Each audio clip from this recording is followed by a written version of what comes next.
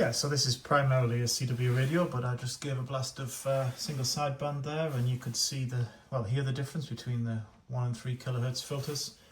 Yeah, the radio's up and running. I'm not quite finished yet. I haven't figured out the bandpass filters, and I've only really done a first fix of the wiring. I'm going to go through and tidy everything up afterwards. I just wanted to get everything up and running so I could see where my wires were going to run. In fact, let me just move the radio so you can see.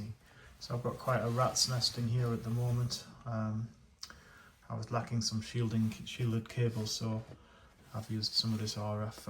I'm going to tidy that all up. But yes, this is oscillator, transmitter, receiver, amplifier in the back there, and as you can hear, it sounds pretty good. One thing that I'm currently trying to figure out is how to shield the oscillator. It's very sensitive to my hand being even touching the controls because of the copper box, and I'm not sure I need to read up on the best way to shield this, whether it should be still connected to the plate or whether it should be in its own shielded enclosure with only one earth going into the inside of the enclosure. I'm not really sure how that's supposed to be set up. It's a bit of a gap in my knowledge, so I'm going to figure that out. I can certainly demo that, I think, if we switch it back on.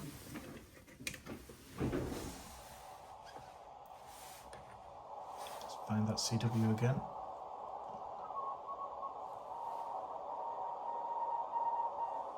There's some there, if I touch the case.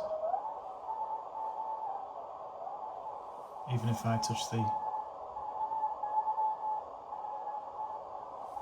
It's not so bad on there actually, but yeah.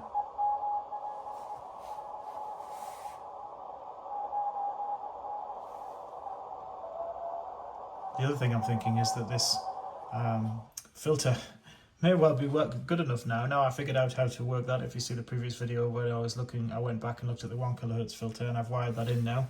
It's the red one down here,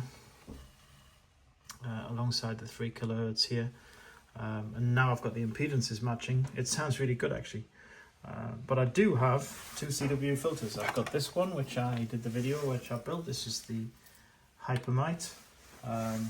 And I've got the Curiously Narrow, which I think is over here. This is the Curiously Narrow one. So this is kind of 100 hertz. This one is kind of 200 hertz. Combined with the 1 kilohertz here, I've got more than enough options for CW, so we'll see how that plays out. But yeah, just a quick update. I'm going to have some time this weekend probably to work through some issues, but yeah, still a way to go, but I think I could use this radio as a transmitter today. It's working great. I ran the beacon earlier as well. I made a video about that earlier on, and now we're spotted all over Europe, quite far into Europe actually, so everything seems to be going to plan.